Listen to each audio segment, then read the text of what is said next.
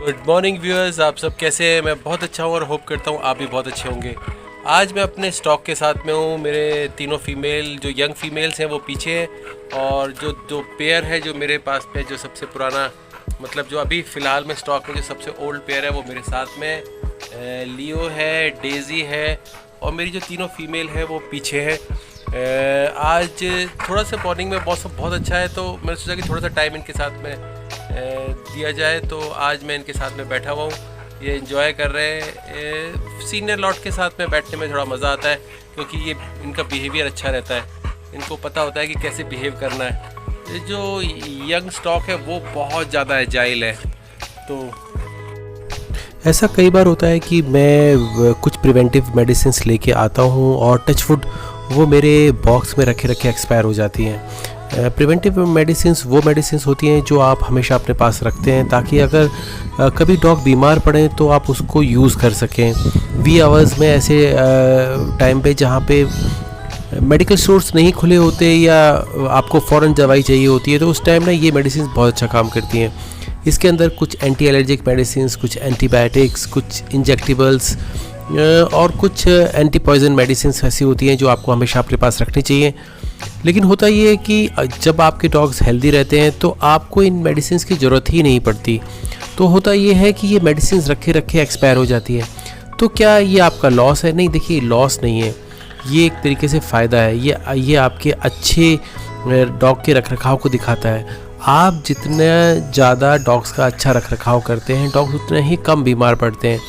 और दूसरी बात है कि आपको एक्सपीरियंस होता है तो आप इजीली बीमार पड़ने से पहले ही सिम्टम्स को देख लेते हैं। कुछ दिन पहले ही मेरे एक फ़ीमेल के साथ में ऐसे ही हुआ कि उसको फ़ीवर आने लगा। फ़ीवर आने के बाद में उसने थोड़ा खाना कम कर दिया। मैंने इसको टच किया तो देखा फ़ीवर है। मैं हमेशा अपने पास डिजिटल थर्मामीटर रखता हूँ। थर्मामीटर से चेक किया तो पता चला कि उसको फ़ीवर है। मैंने उसको जनरल एंटीबायोटिक्स दी जो मैं यूज़ करता हूँ, ऑगमेंटिन, इसमें एमॉक्सिलिन और क्लोविनिक एसिड है। बहुत सेफ़ है, इवन प्रेगनेंसी में भी सेफ़ है। आप वेट के अनुसार डॉग को दे सकते हैं अगर आपको जनरल कोई इस तरह की कंडीशन लगती है। तो जब मैंने इसको मेडिसिन दी और मेडिसिन देने के भी 3 से 4 डोज के बाद में उसे कोई फ़ायदा नहीं हुआ तो मुझे समझ में आया कि ज़रूर कोई ना कोई दिक्कत है। मैंने उसका ब्लड टेस्ट करवाया, देखा तो उसको टिक फीवर था। टिक फीवर में जो सबसे अच्छी मेडिसिन काम आती हैं वो आती हैं ऑक्सीटेट्रासाइक्लिन इंजेक्टिबल्स में, और अगर आप देखें तो डॉक्सीसाइक्लिन, और साथ में बहुत सारे डॉक्टर्स क्लिंडामाइसिन भी यूज़ करते हैं। लेकिन मुझे ऑक्सीटेट्रासाइक्लिन और डॉक्सीसाइक्लिन ये 2 मेडिसिन बहुत इफ़ेक्टिव लगती हैं।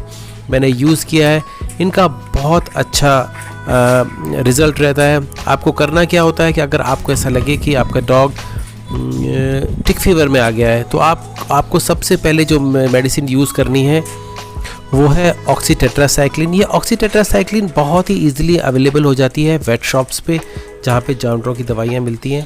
आपको ना ये इंजेक्शंस आप दोनों तरह से यूज़ कर सकते हैं। आप मसल्स के अंदर भी यूज़ कर सकते हैं और आप स्किन के नीचे सब कट भी यूज़ कर सकते हैं। देखिए सब कट भी यूज़ करना मतलब थोड़ा सा सब कट में देखिए एक ही वो होता है कि इस पे ना मेडिसिन को बॉडी के अंदर एब्जॉर्ब होने में थोड़ा टाइम लगता है। सबसे जल्दी जो बॉडी में एब्जॉर्ब होती है वो इंटरवेनस होती है, उसके बाद में इंटरमस्कुलर, और जो सबसे लेट इंजेक्टेबल्स में जो मेडिसिन एब्जॉर्ब होती है वो होती है सब कट में। तो देखिए सब कट पे मैं देता हूँ, सब कट देता हूँ बहुत सारी मेडिसिन। ऑक्सीटेट्रासाइक्लिन मुझे सब कट देने में की मजबूरी ये है कि ऑक्सीटेट्रासाइक्लिन जो मेडिसिन है ये ऑयल बेस्ड मेडिसिन होती है और जब आप इसको इंजेक्शन लगाते हैं तो बहुत मुश्किल से इंजेक्शन से ये पास होती है। दूसरी सबसे बड़ी प्रॉब्लम होती है जहाँ पे जांग में लगाई जाती है वहाँ पे ये लव फॉर्मेशन करने के पूरे चांसेस रहते हैं। तो आपको जब ये लगानी है तो आप ना थोड़े मोटे नीडल से लगाइए, 22 गेज की नीडल से लगाइए तो ज़्यादा फ़ायदा होता है। वरना क्या होता है जो कन्वेंशनल नीडल्स होती हैं इससे ये मेडिसिन आसानी से पास नहीं हो सकती। अगर आपको फिर भी ऐसा लग रहा है तो आप उसके स्किन के नीचे सब कट लगा दीजिए, वो भी असरदार रहती है। तो मैंने वो यूज़ की, फीमेल मेरी फीवर से बाहर आ गई। उसके बाद मैंने लीवर मेडिसिन चलाई और 3 दिन के बाद में मैंने डॉक्सीसाइक्लिन पे उसको रख दिया जो मैंने अगले 21 दिन तक उसको दिया। बहुत सारे डॉक्टर्स वीक 2 वीक्स करते हैं। मैं हमेशा टिक फीवर में जो मेरी साइकिल होती है मेडिसिन की वो 3 वीक्स की होती है एटलीस्ट। 3 वीक्स के बाद में टचवुड फीमेल बिल्कुल सही है, हेल्दी है और उसके खाने में और उसके हेल्थ में कोई असर नहीं पड़ा।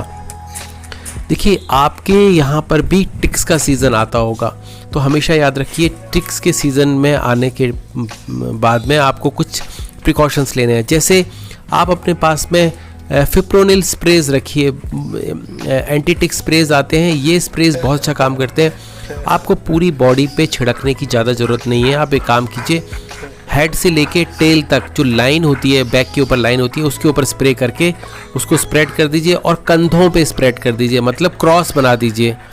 एक कंधे से लेके दूसरे कंधे में ऐसा क्रॉस बना के स्ट्रेट लाइन लगा दीजिए। इसका असर पूरी बॉडी पे होता है। और ऐसे ही मैं सारे डॉग्स को करता हूँ। 1 से 2 बोतल लेके आता हूँ, सारे डॉग्स को एक बार लगा देता हूँ। थोड़े बहुत टिक्स होना कोई बड़ी बात नहीं है। अगर आपको ऐसे कोई कहता है कि सर आपके डॉग में 1-2 टिक है, ये बड़ी बात नहीं है। देखिए, बीमारी को हमको ना कंट्रोल में रखना है, उसको एबॉलिश हम नहीं कर सकते, क्योंकि ये जो जितनी भी बीमारियां होती हैं ये हमेशा नेचर में रहती हैं, इनको ख़त्म नहीं किया जा सकता, इनको कंट्रोल किया जा सकता। तो हेल्दी वे में कंट्रोल करना है। उसी तरीके से मैं भी कंट्रोल करता हूँ। ये बात हुई टिक फीवर की। इसके अलावा भी बहुत सारी चीज़ें होती हैं, जैसे कि कभी किसी डॉग को लूज मोशंस हो गए, तो आपको थोड़ा सा खाने के बारे में देखना पड़ेगा कि खाने में आप कोई बहुत ज़्यादा फैट तो नहीं दे रहे, या कोई ऐसी चीज़ तो इंट्रोड्यूस नहीं की जिसकी वजह से वो एब्जॉर्ब ही नहीं कर पा रहा। हो सकता है वो दूध या दही मतलब ना डाइजेस्ट कर पाता हो। बहुत सारे डॉग्स होते हैं, लैक्टोज के प्रॉब्लम्स होती हैं उनको। इसी तरीके से आपको अपने डॉग के नेचर के बारे में, उनकी डाइट के बारे में धीरे धीरे पता चल जाता है। आप उसी के अकॉर्डिंग काम करते हैं। मैंने जो वीडियो बनाया था खाने के बारे में, जिसके अंदर फूड हैबिट्स के बारे में बताया था, देखिए उसमें मैंने आपको पहले भी बताया, अगर आपकी फूड हैबिट्स ठीक रहेंगी डॉग की, तो डॉग को कोई दिक्कत नहीं होगी। डॉग की जो दिक्कत होती है वो सबसे ज़्यादा पेट से शुरू होती है, पेट के बाद में स्किन पे आती है। पेट में अगर आप डॉग को अच्छा खाना दे रहे हैं, साथ में मल्टीविटामिन्स दे रहे हैं, मल्टी मिनरल्स दे रहे हैं, तो कोई डॉग में दिक्कत नहीं आएगी। मैं जो खाना देता हूँ उसके अंदर राइस, 3 पार्ट राइस, 1 पार्ट दलिया, उसके साथ में लीफी वेजिटेबल्स, साथ में मिक्स दाल और साथ में नॉनवेज और नॉनवेज के साथ में उसका ब्रॉथ जो मैं अलग से सेव करता हूँ, सारी चीज़ें मिक्स करके देता हूँ। डॉग को खाना बहुत ज़्यादा नहीं देता, डॉग को खाना कम देता हूँ। अगर डॉग फॉर एग्जांपल 1 kg खाना खा सकता है, तो उसे 700 ग्राम से ज़्यादा खाना मत दीजिए। आप बोलेंगे ये तो गलत है, ये तो डॉग भूखा रह जाएगा। देखिए, भूखा रहने का मतलब ये नहीं है कि डॉग की मतलब उसके हेल्थ के लिए अच्छा नहीं। थोड़ा बहुत भूखा रहना और वीक में 1-2 बार फास्टिंग करवाना कोई बड़ी बात नहीं है, ये बहुत अच्छी चीज़ें हैं। ये अगर डॉग शौक से खाना खा रहा है और वो हल्का फुल्का भूखा रह जाता है, तो इसमें कोई भी बुरी बात नहीं है, ये बहुत अच्छी बात है।